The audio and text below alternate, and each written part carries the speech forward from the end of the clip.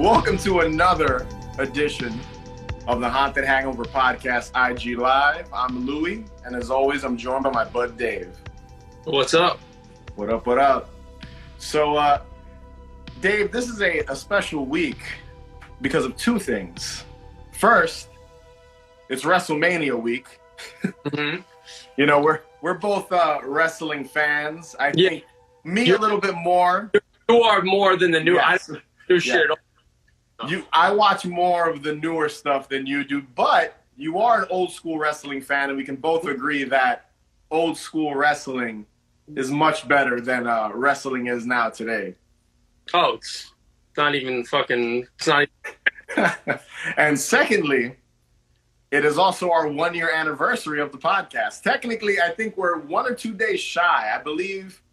And tomorrow we have a new episode of the podcast, and we go into our 1 year anniversary of the show a little in greater detail than we will tonight. Yeah. But I think April 10th was our first official episode. That's when it was released. So we're literally, what's today? The 8th, right? 8th. Tomorrow's the 9th. Yep. So we're a couple days shy of our 1 year anniversary of the podcast. Right. So that's exciting, right? Yeah. Absolutely. And the episode tomorrow, again, we go into some more detail, and real quick, anyone that's watching live now, thank you again for just watching and being a part of this Haunted Hangover podcast world with us and just listening. And again, we've met a lot of people, and I think we mentioned that on the episode tomorrow. Happy anniversary. Your podcast has been a pleasant, fun, nostalgic treat for us. We fell in love with the first episode and the school memories, and we've been listening ever since. Well done, boys. Thank you. We had fun. Thank you. That's really nice. Really nice words there. We're glad. And I remember, I think you were one of the first people to actually reach out to me and mention how much you enjoyed the show. But today on this IG Live, since it's WrestleMania week, and Dave, are you going to watch WrestleMania by any chance? Jay has no interest in watching WrestleMania. I guarantee if I give you my account, you'll watch. You watched it last year, I remember. Yeah, but that was like because they had that Undertaker match with the Boneyard match. Boneyard match and the what is it? What is Bray Wyatt's shit? The Fiend. No, but what's his thing called? Oh, the Firefly Funhouse. I'm actually wearing a Fiend shirt right now. There you go. Yo, is John Cena still stuck in the Firefly Funhouse? He is. I don't think he's shown up since. He won't be at WrestleMania this year. He's stuck in the Firefly Funhouse purgatory. Fucking guy's never going to come back. But with it being WrestleMania, week, we thought it'd be fun to talk about some horror/spooky wrestlers, some of our favorite horror/spooky wrestlers. I think in the past the last two IG Live, we've done two, right, Dave? This is our third one? I don't even remember. Yeah, it's our third one. We've done kind of physical media, and we wanted to change it up a little bit with this IG Live and just kind of make it more of like a live podcast.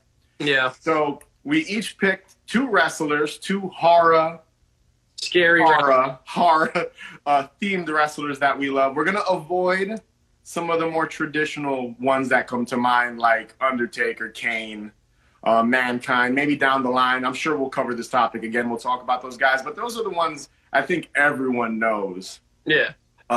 We wanted to do more sort of deep cut. I think if you're a wrestling fan, you'll know about all four of these guys. So Dave, you know what? You take it. You go first. You hit us with your first pick.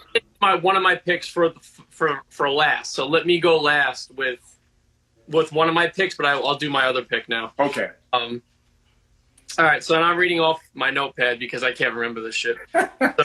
Dave, the notes boy, always in the notepad. I'm using the phone to fucking stream the shit. So I actually have a notepad too. Look, we're doing it together. There you go. I love carrying around a notepad and a pen and shit. Anyway, so I chose my first choice is Nailz with a Z. Nailz, aka Kevin Walcaz, debuted in the WWF WWE in 1992 as Nailz, but was also known as Mr. Magnificent Kevin Kelly in the American Wrestling Association in the 80s. So Nailz' whole shtick was he was an ex-con, which is already amazing. You're already promoting this to children watching wrestling. So he's an ex-con, and he was supposedly he was abused in jail by the Big Boss Man. So his official debut was a Boss Man match against a jobber, and then out of nowhere, after like the match is like fucking a minute long, he tosses this guy around. And that was the one you sent me, right? No, that was so this match. You see a guy in an orange jumpsuit running across like the fucking like I don't know what just one of the tiers of like the seats, and then all of a sudden he runs into the crowd and he just starts beating the shit out of the Boss Man. And throughout the match, though, Mr. Perfect and Vince McMahon. Mr. Perfect is an awesome commentator, by the way. Yeah, he was. Like they're like kind of implying it, like someone's coming, because they're like, yeah, the Boss Man's been on edge lately. He's been looking around, like, and you can see. And then Nailz comes and beats the piss out of him. And then that's literally it. He had a feud with the Boss Man. He had a feud with the Undertaker. He had a feud with the Ultimate Warrior for a short time. Yeah. Literally, what his thing was he didn't do any of the unspecified crimes that he was jailed for. My favorite thing about Nailz, and I don't know if you were going to mention this or not, was the fact that anytime he was cutting a promo, they added that weird deep voice effect. No. All his promos, if you watch them, they're really unsettling because he's very robotic. Yeah. They put a voice modulator inside of, I guess, the microphone or whatever was broadcasting his channel, the microphone. Mm. So it sounded like a death metal vocalist talking. Yeah. But he was so serious and like very robotic, but it was very real looking. So really unsettling. He was a scary dude, man. He was like, wasn't he like almost 7 feet tall? He's like 6'5" or 6'6". Yeah, he looked like a serial killer. And like I was saying, like you already touched on the voice modulation because that thing was ridiculous. Did you like Nailz a lot when you were a kid? I remember being a kid and I didn't really. I learned more about him later on. I remember him wrestling, but never being like blown away with his matches. Like, no. And was he a face or a heel? I never really understood if he was supposed to be good or bad, because he was supposed to be innocent, but he was super duper scary. He was a criminal. He was wearing the orange jumpsuit. So I never understood, was he supposed to be good or bad? I forget if Boss Man was like a heel at the time and he was supposed to be the face. He's pretty menacing looking. I mean, it's really and just to give a wrestler a gimmick of being an ex-convict is amazing. Is it?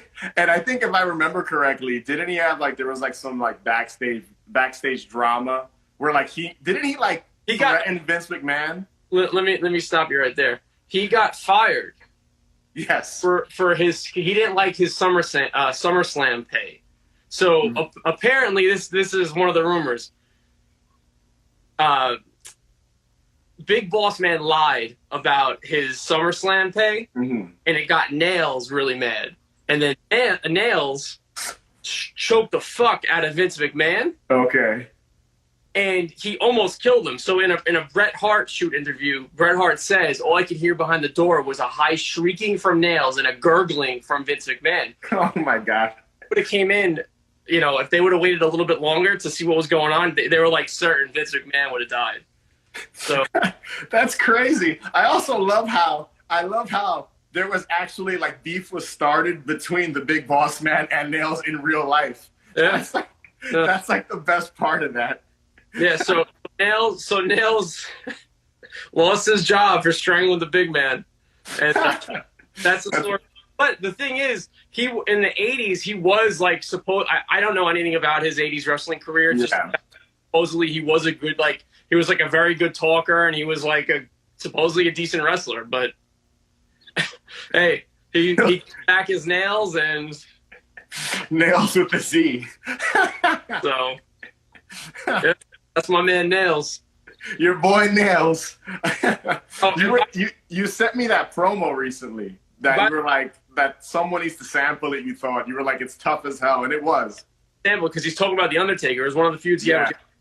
So one thing so when I was watching YouTube videos, I had wrote down a quote that someone wrote, which is so true, and the person wrote, I can't even read my own handwriting. I love this era of wrestling without the internet screwing things up. You can look at the audience and tell they had no idea who this guy was that came out of the crowd. And that's the best part about that. Like wrestling from the 80s and 90s, Yeah. because there was no speculation. Yeah. People thought it was like a real. They probably thought it was like a real convict. Like it was different. There was no internet and shit like that. So there was like. This dude's really a convict. Big Boss Man's really like a correction officer. It's like when they remember that match. What was it, Taker versus Boss Man, and he hung him from the fucking Yeah. It looks real. Like it looks like it looks like they killed the Boss Man. They would never do something like that today. That was like super dark. So no. So yeah, it's Nailz. What's your Nailz? All right, so my first pick is a silly one. Thanks, Connor. Sorry. No Sorry. worries. So yeah, my first pick is kind of a silly one, and that is the Zombie. So this was portrayed by an independent wrestler by the name of Tim Arson. His name alone sounds like an old school wrestling name. His real name, Tim Arson. Sounds like a stage name. Yeah, but that was his real name, Tim Arson. Again, he was an independent wrestler. He wrestled mostly like in North America and international promotion, specifically Puerto Rico. But I'm going to focus specifically on his jobber gimmick of the Zombie. So this character debuted in 2006 on the first episode, the debut episode as well, of the new ECW. So after ECW folded, WWE, I don't think they were F at the time. I think they were already WWE. They started a new ECW. And most people think it sucks. Like when they look back at it, they're like, that was a garbage version of ECW. I remember it, but I don't remember. Like I remember. It was kind of short-lived. Like it was only on for a few years. I didn't look into how long that version of ECW was on, but it wasn't on a long time. So on this inaugural episode of new ECW, the very first match was with this character called the Zombie. So let me describe this dude to you and to everyone watching. So he comes out, and his entrance music is like a shitty version of The Undertaker's organ theme. It's like a garbage imitation of it. He comes out all Frankenstein. His arms are out. He's walking, really just lumbering over to the ring. He's wearing a dirty red flannel and like dirty jeans. He's got white face makeup on and like black around the eyes.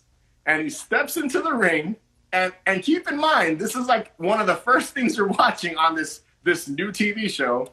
They hand him the mic, and all he does... Like, goes like this.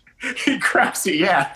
They hand him the mic, and all he does is grunt. He's basically just going, rah, rah, rah, rah, rah, like over and over again into the mic.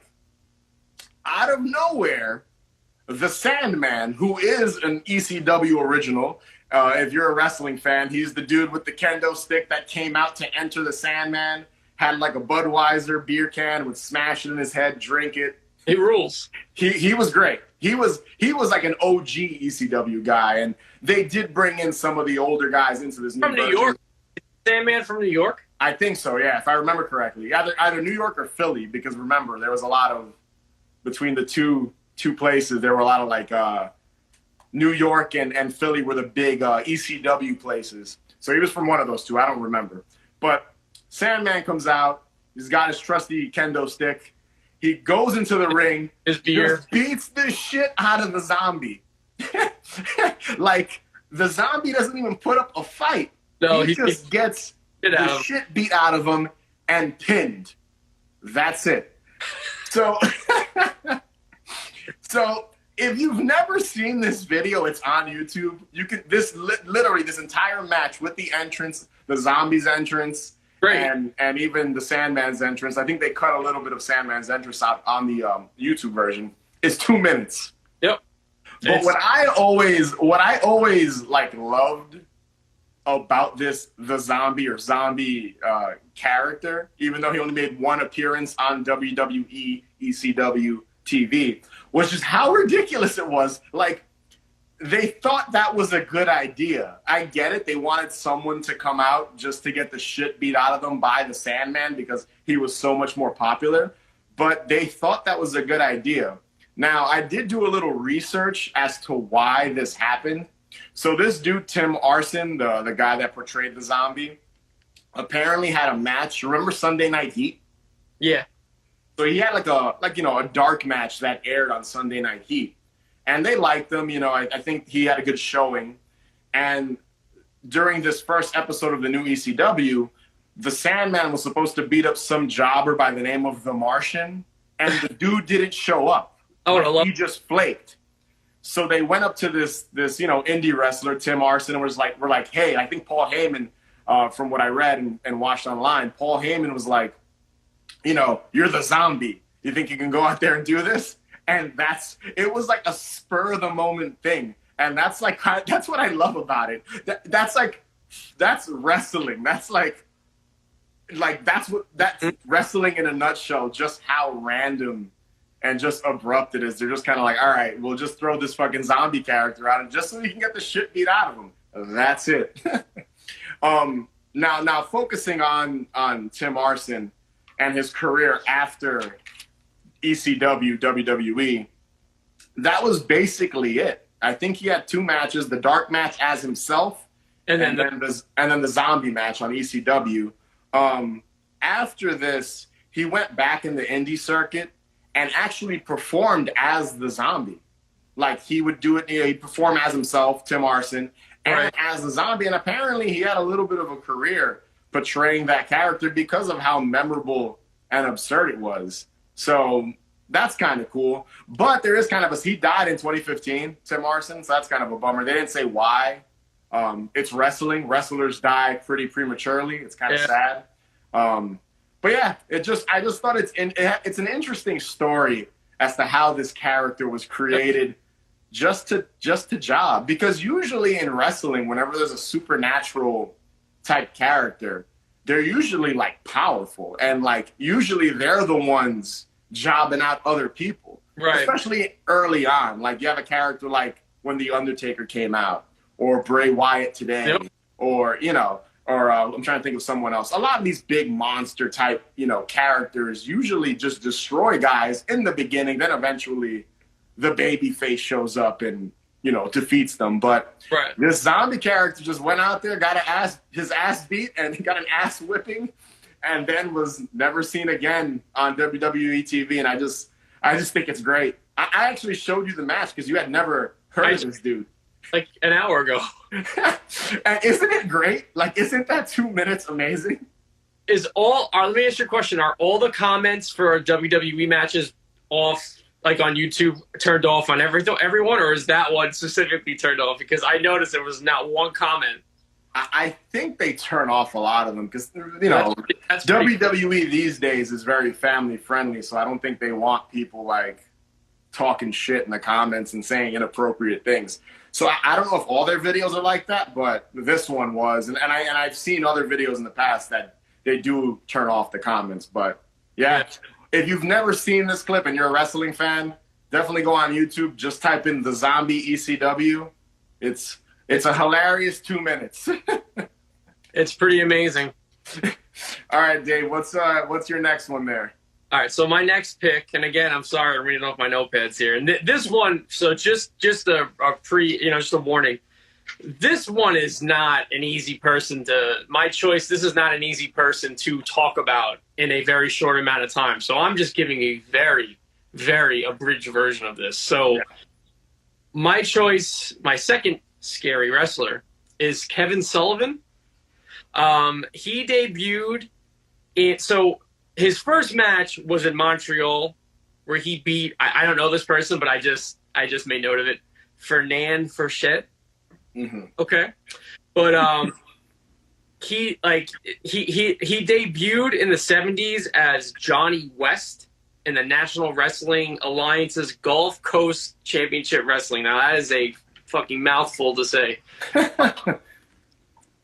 So that was his debut. So he always went as Kevin. Well, no, he had a few names. He was Taskmaster. I think he was Game Master. He had a few, but his most notable, to me at least, was the Kevin Sullivan shtick, where he had his Army of Darkness, and he had his valet. Rest in peace, Nancy Benoit, who's known as the Fallen Angel. And so I didn't know. So like I said, I was doing research up until this happened, up until we went on here. So I didn't know they were married. I knew they were dating, but apparently married too. Mm-hmm. So that's something else. I learned from this. But she was also known as Woman, right? Yes. In ECW, she was Woman, right? Yeah. So and he's also known for his feuds with Dusty Rhodes. So get into his shtick, which has been my word today, I guess. And I took this from ProWrestlingStories.com, so hope I don't get in trouble for this. Kevin Sullivan hit his stride as the Prince of Darkness in 1982. He tapped into society's fear of Satanism, witchcraft, and the occult. He'd come down to the ring to Jeff Beck and Deep Purple with a crew of cloaked minions with corpse paint, boa constrictors, and even tombstones at the ringside. And again, his valet was Nancy Benoit, a.k.a. Fallen Angel, a.k.a. Woman.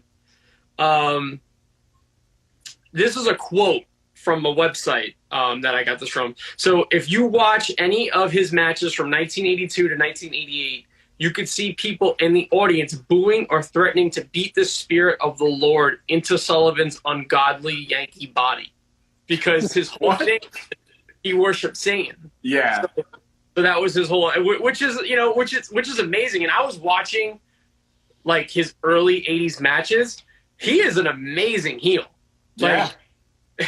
Like you watch him, like some of the shit's a little hokey, like some of the makeup and some of some of the acting of like his minions is really silly. Yeah. But personally, he's a great heel. And like there was one, and I do not condone this at all, but it was definitely part of the act.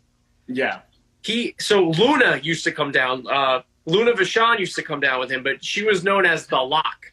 Mm-hmm. He slapped so they were doing this whole thing, and he like hit her, but like it was scripted. But he knocked the shit out of her. Yeah. Holy crap! I was like, I can't believe that this is like, But again, this is the early '80s, so like they were like people were like screaming and going nuts. And I'm like, I can't believe that they just showed this on TV. It was very like bondagey from what I remember. His whole thing. Like the whole satanic leather, like the chains. It was like it reminded me like it was like bondage Satanism.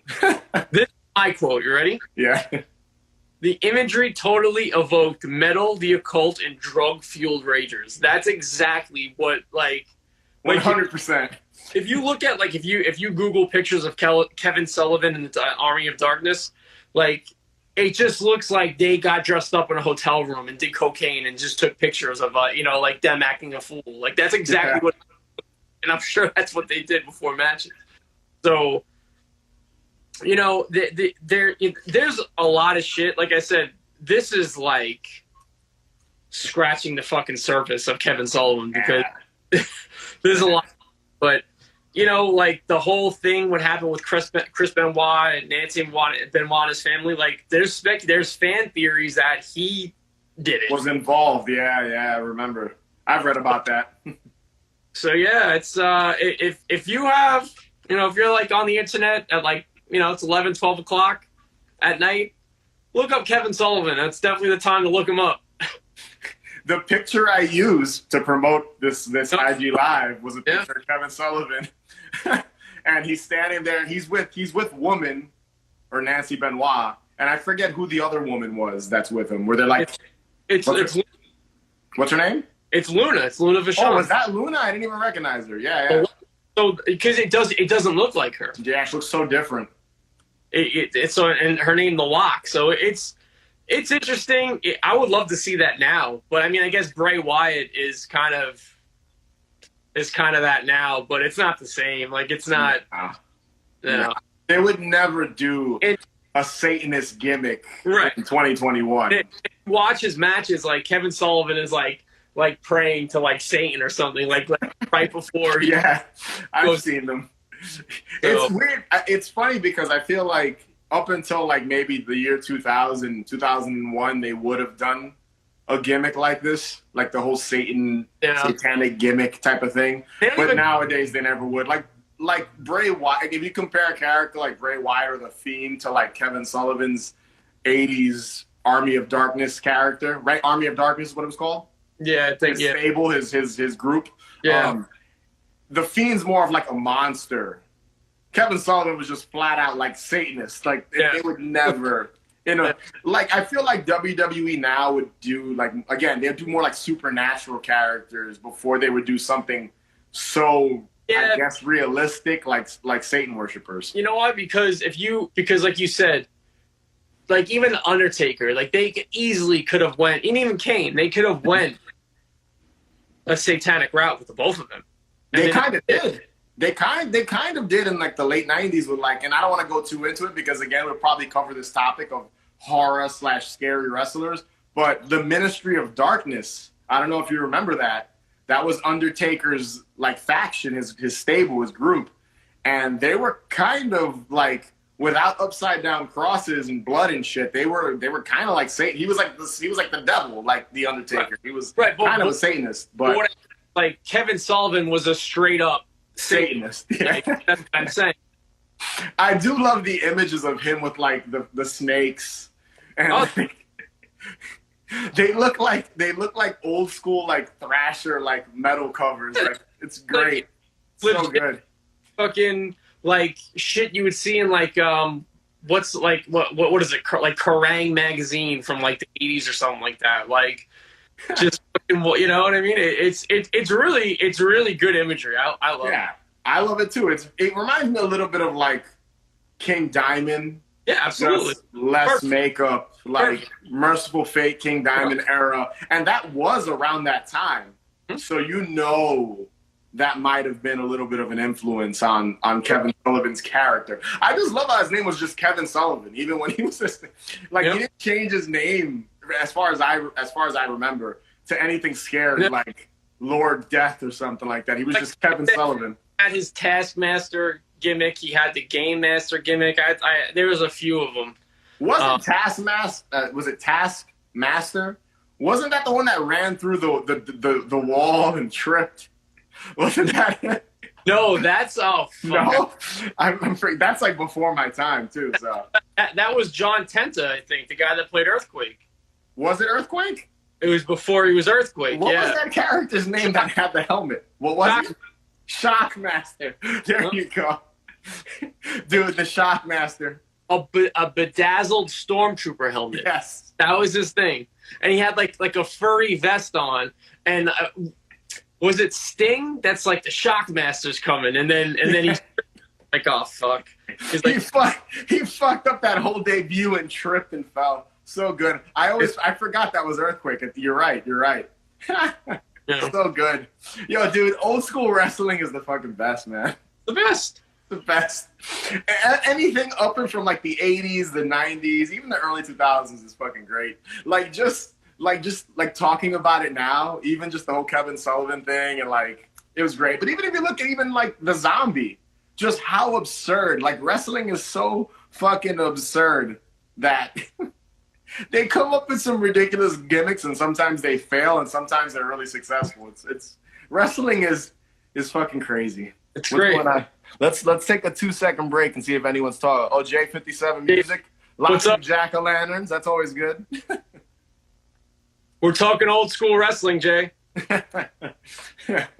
So let's go into my next pick. Garcia says hello. Hi, Garcia.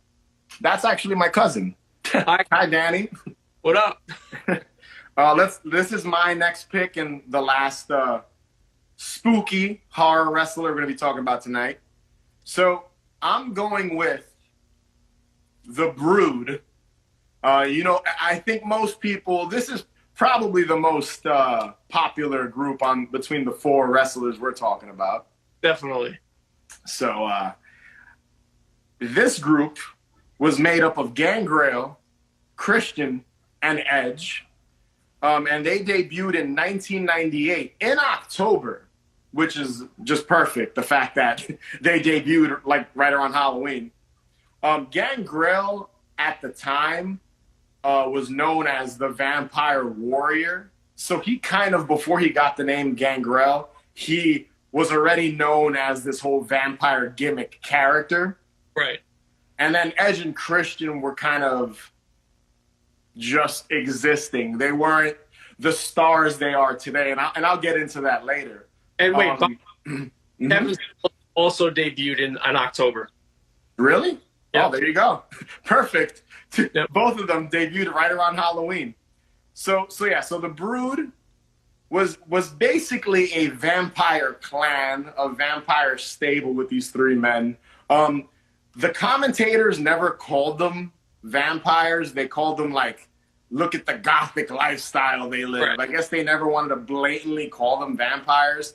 I kind of remember when I was a kid hearing them being called vampire. Well, at least Gangrel being called a vampire because he had the teeth and he looked like a fucking vampire. Edge and Christian were just kind of goons. They didn't have the fangs. But you going to say something? No, I was just going to say, legit looked like a character from True Blood. Yeah. And to describe their look, to just go more into just kind of the way they looked, Gangrel wore this, like, basically the puffy shirt from Seinfeld. And Edge, I think, wore one too. Not Edge, Christian wore one. Edge wore, like, his trench coat thing that I think he still wears today. Because he's wrestling. He's actually wrestling at WrestleMania, which we'll get to later. And I'm either one of them. Yeah, I was never a huge Edge and Christian fan, but I did love the Brood. So so they looked like vampires. Now their entrance, to me, is hands down one of the best entrances to any wrestler or even stable. So basically what happens is their music plays, and their music kind of sounds like just like a creepy, almost like a hip-hop beat, like a 90s, like if a 90s hip-hop group wanted to like sample like a horror film's like score and then just added like a drum kick beat to it. That's basically what it was, but it was great. And Gangrel, Christian, and Edge, the Brood, they come from underneath the Titantron. Remember the Titantron? There was a raised platform where they would stand on. It would raise through a ring of fire. They'd walk down to the ring. They'd pose at the turnbuckle, all scary and shit. I think Edge, I remember he would like slide underneath and all spooky and shit. They'd all stand and pose. And then Gangrel had a chalice, goblet, filled with blood. I think they did call it blood. What do you think it was? It was just probably corn syrup. They probably just made fake blood that's edible. And he would drink the blood, spit it out to the audience, and he literally the rest of the match, he'd just have like this blood drenched like all over his white puffy shirt. It was a really cool visual. It was a good move on WWE's part to do that. 100%. And if I remember correctly, I believe he would hand the goblet, the chalice of blood, sometimes to like Edge and Christian. They would drink from it. I don't remember if they would spit it out, but it was always Gangrel. That was like always his thing. Yeah. They also They had this other gimmick thing they would do where is they would give opponents blood baths. Do you remember that? Yeah. So after they beat somebody in a match, the lights would go out. Even sometimes, like whenever like they had a feud with someone and they wanted to like I guess fuck with them, Yeah. the lights would go out. The creepy Brood music would play, and the lights would turn back on. And the person would be just drenched in blood. They did it to men, to women. They did it to, and the person would always look just like disgusted and freaking out, like, oh, I'm covered in blood. Like It was amazing. to me. Now, when it comes to the Brood, and I'll get into why I always love them, and I think that I feel like they're a little underrated, was they never won belts. Like, they never won the tag team belts. I think Gangrel might have won, like, the hardcore belt when he was a single, like, after the Brood disbanded. Well, he's known. Isn't Gangrel known to be like he has his own wrestling school, right? Yeah, like today. That's what he's doing. Right. He's a respected wrestler. Yeah. Like, people, you never really heard bad things about him as far as I know. But yeah, they never won tag belts, which I thought was weird because like the Brood was really popular like in their prime when they were around. The only thing if I remember correctly, I think Christian had the light heavyweight. Remember that belt, the light heavyweight belt? I think Christian had it, but that might have been before he joined the Brood or like around the time he was about to join. Because another thing with the Brood, Christian and Edge were brothers. Like in reality, they were just best friends in real life. But I think when they both were coming up and joining the Brood, they were like, oh, that's Edge and Christian. They're brothers. That was always kind of their shtick. Friends in real life. Yeah, they're like childhood friends. Like they've known each other like their entire life almost. That's awesome. Yeah, it's cool. And the Brood only had a short run. They lasted from again 98 to 99. It was like I think less than 2 years. That's it. It sucks. I feel they could have run a little longer. Basically, what happened with them was they merged with the Undertaker's Ministry of Darkness. Yeah. They ended up, it worked because they were all kind of just scary horror characters, occult characters. And then eventually, Edge and Christian separated. Gangrel turned on them, and they disbanded. And Edge and Christian did their whole like comedy thing where they would take pictures. And Edge and Christian are great tag team wrestlers. They're good wrestlers. I just never was into their gimmick. Yeah, their characters are not that interesting. They were just kind of silly. And I get you got to respect them as wrestlers and the longevity because they're still wrestling today. Dude, Edge is in one of the main events of this year's WrestleMania. Right. The belt. Like, he's still doing it. What was Gangrel in recently? So let me just finish their little history here, and I'll get into that. So after the Brood joined the Ministry of Darkness, they Edge and Christian went their separate ways, and they ended up feuding with the Hardy Boys, and Gangrel started the new Brood with the Hardy Boys, and I don't think that lasted long because that kind of sucked. That wasn't anything like special. The new Brood, so. I think that was kind of where the whole like Hardy Boys and Edge and Christian feud started, and then Gangrel just kind of got left in the dust. Gangrel left after the whole Brood ending thing happened. Gangrel went like he was a singles wrestler. He kept the whole like gimmick of the vampire gimmick, and also the entrance. He still had the whole chalice of blood and the ring of fire raising and all that. Never gave that up.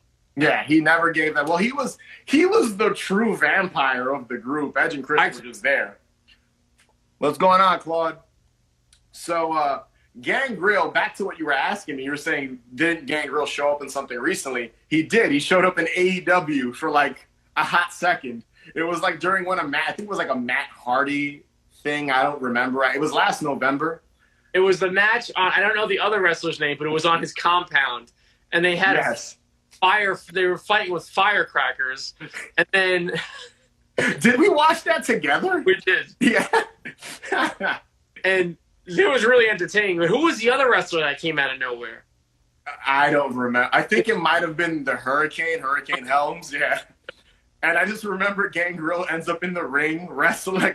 We were like, why is Gangrel randomly in this match? We were like so confused. But it's good to still see like him show up and stuff. Yeah, it's fun. Like it was. Listen, the Brood was It was a sick entrance, sick music, sick gimmick. They were all great wrestlers.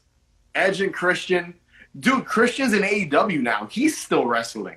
These guys are close to 50 years old, and they're still wrestling, and they can still go. It's crazy. As much as I'm not a huge Edge and Christian fan, I give them props. These guys can go still, man. You know? And like you said, Gangrel is he pops up from time to time in different things, and he has a wrestling school. I think his wrestling school's in Florida. Yeah, every wrestling school's in Florida, basically. But yeah, I always love the Brood. I always wish they would like make a comeback. Like I wish Edge and Christian would do something with the Brood again and have great, like even if it's just for one night, just for fun, to bring back the Brood. But I feel like the Brood was overshadowed by their tag team run with matches against the Hardy Boys and the Dudley Boys, which are all great matches. But nothing beats the Brood, man. Nothing. I always love the Brood. What did you think of the Brood? And they were cool. I always liked entrance. I always saw, like you said, visually it was cool to see him spit blood out, and he was cut, you know, because he had the white shirt on, so like the blood was all over his mouth and his chest, and it was definitely a harrowing image to wrestle somebody.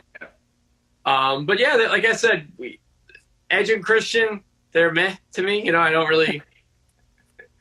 They've been around a long time, man. Like I said, it's hard to say. Like you can't say they suck because they don't. So they're actually really good wrestlers, but they're kind of vanilla, kind of boring. Yeah, I'd rather watch Kevin Sullivan wrestling match. It's funny too because the Gangrel, I think I'm trying to think. He showed up in, I think it might have been TNA. I think I remember. He did have a little run, but he didn't call himself Gangrel. Like that was another thing I think he did after, because he did pop up in WWE in like little guest spots from time to time. But again, they just never brought back that whole Brood thing, you know. And like I said, WrestleMania this weekend, man. Edge is in the main event for the belt. So like, who's he fighting? The Brood's never coming back. Like that's never happening. Who's he fighting for the belt? So there's a triple threat. It's Roman Reigns, Daniel Bryan, and Edge. For the belt, for the heavyweight whatever belt, the SmackDown belt. Daniel Bryan, I do not see the appeal of that guy as a wrestler. He's a good wrestler, dude. I know like Daniel Bryan. His character's just whatever. And then who was the other one you said? Roman Reigns. It's Roman Reigns. And I think it's honestly, Roman Reigns, like right now, is doing his best work, and he's a bad guy now. So what? He's a heel now, right? Yeah, he's actually good as a bad guy. Like he's a heel. Like he's doing a really good job with that. But yeah, man, those are like just some good spooky wrestlers like that we both dig, like that we both like. Again, I want to do this again. This was fun to kind of just like I forget how many like. There's a lot of themed wrestlers there are. Like, even when you go, like, I was just Googling, like, I think I looked up a list of them, and there's a lot, dude. Like, you brought up Kevin Sullivan. I completely forgot. Because, again, that was a little bit before my time, but I forgot. And I had seen his matches. I know who he is. But I had forgot that his whole gimmick was, like, a Satanist. Like, he was fucking, it was basically a scary gimmick. And it was kind of cool to revisit. And I actually was looking at some of the old videos on YouTube and stuff, and that was good. It was a lot of fun to check those out. And then I'm glad I got to show you the zombie because I know you didn't know that dude existed. So it's amazing. But let's wrap up this IG Live now. Tomorrow we have a new episode of the podcast. You know, if you're watching this after the fact, just go check that out. We do go into our 1 year anniversary and just thanking everyone and how much fun we've been having doing the whole podcast. But yeah, guys, thanks for watching. Be sure to subscribe to us on YouTube. Follow us on all your on your favorite podcast provider. Yes. And, we'll catch you guys later. Have a good night. Have a good night, guys. Later, guys. Bye.